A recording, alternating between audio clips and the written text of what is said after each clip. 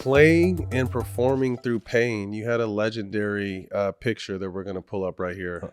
It's gross. You tore your pec muscle right there. Yeah. Talk to us. I mean, I'm someone, and again, football is crazy. Basketball, I've done the Toradol shots where I've torn something in my shoulder, haven't been able to practice, and I take this shot, and I'm superhuman for 4 hours, and then I'm back to horrible pain.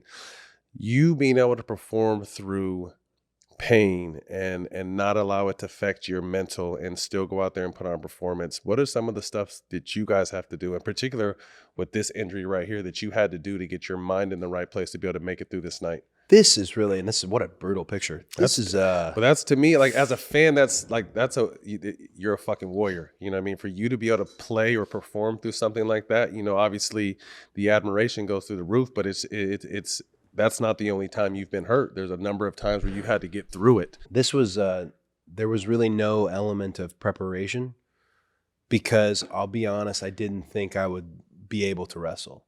And a lot of me being able to wrestle is maybe at the time I was scary enough or intimidating enough or forceful enough with everyone I spoke to from a office level who's in charge of me going out there and the world seeing that my pec tendon is removed from the bone and now is filled with blood. I just wasn't allowing the conversation to get to a place where I wasn't wrestling.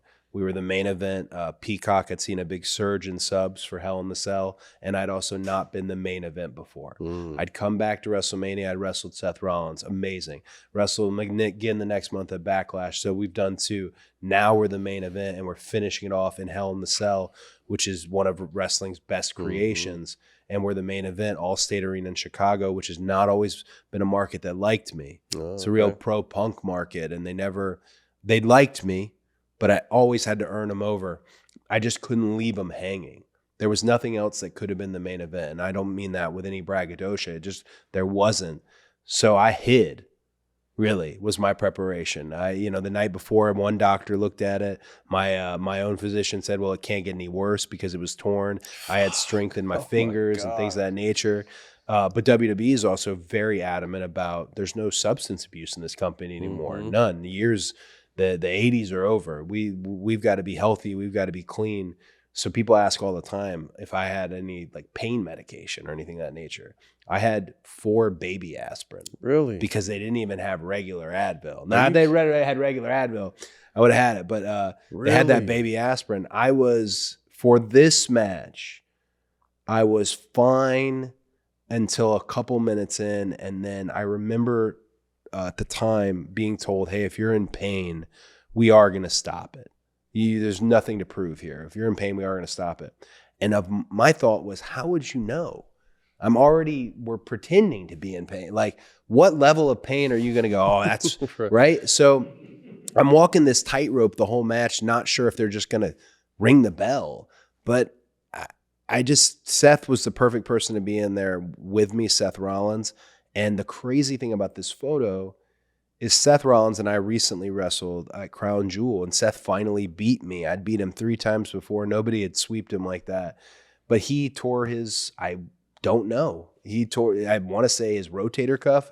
We don't have an actual answer on but Seth, I know, has gone under the knife and got surgery. So at this point, real, not real, however you look at the industry, him and I aren't good for each other. We don't need to wrestle ever again. He's lost a shoulder. That was the first major injury I ever had. But I was glad to be in the ring with him that night. It was special. I mean, what is it? Obviously you hear about substance abuse in all leagues, all entertainment facets, and obviously all leagues have tried to change it. Like, what do you guys beat the shit out of your body? What do you, outside of just trying to take care of it, like, what do you guys do to maintain? I think now it's again load management, which is now my favorite term. WWE's really good about, hey, such and such is banged up. It's not we don't power through anymore. That might have been the very last example of let's power through. We create the show, so we can navigate around things like that and give somebody a break if they need it. You just have more athlete conscious people today. You've got people who are have amino shakes. You've got people who I started doing Pilates about a year ago because your workout has to change as you get past 35. Yep. Right? This pec injury came from me being a dumbass and trying to bench 315 with no warm up and open-toed sandals. You went up and tore it? Oh, right. Dude, took it off the bar. Oh my! Took it off the bar, bro. Open-toed sandals, open cup of coffee. What, like, no knowledge of a body, of athleticism, of so we now, I feel like, have such a good crew. Larry, who's our head trainer, we have just a good crew of athlete-minded people, and this is why it has to be this way. Modern wrestling is insanely fast, with an insane amount of rotations, flips, high spots, whatever you want to call them. It's not getting any slower. It's only going to get more dangerous and more wild. So if we're not doing it safely, we're going to kill our own business. Absolutely. So you find a lot more people. It's not like the golden 80s where it's like guy smoking a cigarette does 10 push-ups and goes out there and tears the house down. It's not that. I kind of wish that'd be fun. It's a science now. Yeah, it's a whole science, and we're just. I feel like we've been provided proper education. I don't want to kiss his butt further, but I will. But one thing that really helps is Triple H being in charge, because he was an athlete who got hurt, who's been there and had to bring himself back into the game. So when you're around other people like that, you see it and you know it. And now no one's coming back early.